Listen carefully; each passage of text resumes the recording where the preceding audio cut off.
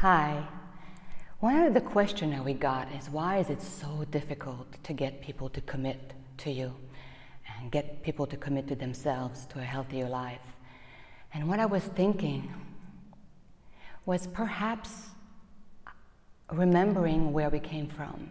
So remembering how it was for you when you first finished accomplishing your goal. Whether you lost 100 pounds or you got so much stronger, or whether you had some disease or some life challenges that really compromised your ability to live well and live a fun life, or enjoy your kids, or not have to worry financially about paying tuition for your kids' college, your kids' schools. And I was thinking, perhaps with time, we forget about that excitement. We forget how much sharing there was in picking up the phone or getting on Facebook. And it was really about having lived through so much rebirth. And you had proven to yourself that you didn't have to be the person that you had been for 5, 10, 20, 30 years. And suddenly you were this kind of amazing person that could run and bike and do obstacle courses or live well. And you had created abundance on all levels for yourself. And you were so thrilled and excited to share that.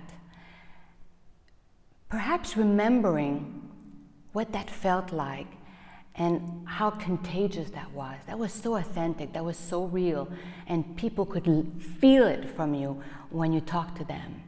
You were sharing your excitement and you were sharing your desire to bring them into that way of living.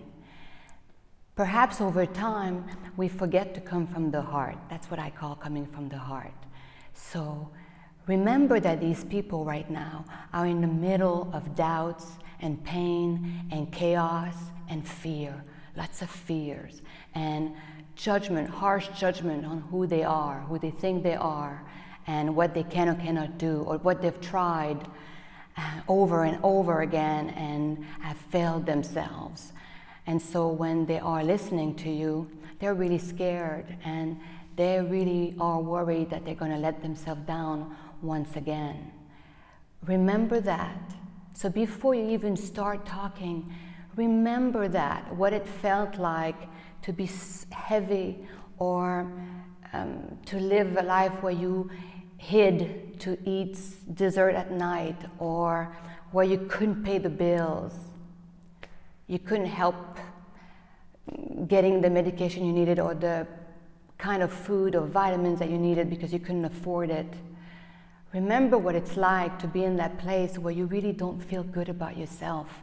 And it's hard to jump in once again and step up. And it's through you remembering and having great compassion and understanding of what that is like, because you've been there. It's like when you talk to them, remembering that's where they're coming from sometimes. They've been around and have tried many other things sometimes before they got to you. And they just don't know when they're lost sometimes. So bring back that compassion, that understanding, that acceptance before you start talking to them. And when you communicate with them, then communicate your acknowledgement, how hard it was, that you know that, and look, I did it, and I was just like that. I didn't think I could do it. And with these tools, and this is what worked for me. And remember that you're talking to a person who really doesn't know anymore what can or cannot work.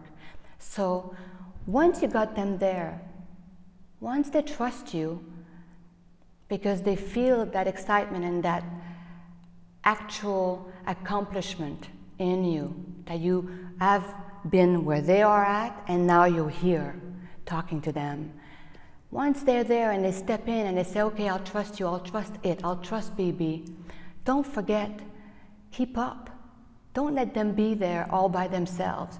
You've got to call them, you've got to help them be accountable, you've got to use your tools to make sure that they don't let themselves down one more time. Don't let them. And if your heart was really open, and if you really wanted to help them to begin with, if that was honest and sincere in you, you will never forget to pick up the phone and call them, get on Facebook, get on your text, all these gadgets that can help you so much. Don't let them hanging once they finally did it once again, that they stepped into it, they trust you, and they're willing to try again. You better show up. It's really important. But showing up for them every week or every day, whatever you need to do, is really easy if you came from your heart. If you really meant, I'm going to help you get there. You're not alone. If you meant that, then you'll never forget using all your tools and showing up with them every day if you have to. It's important. That's really what works.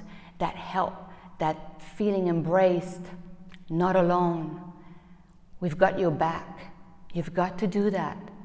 Once they're in, once they said, okay, I'll trust you, I'm in, then make sure that you're there, that you're trustworthy, that you actually do care. And that happens before you start talking to them. It happens when you remember what it was like.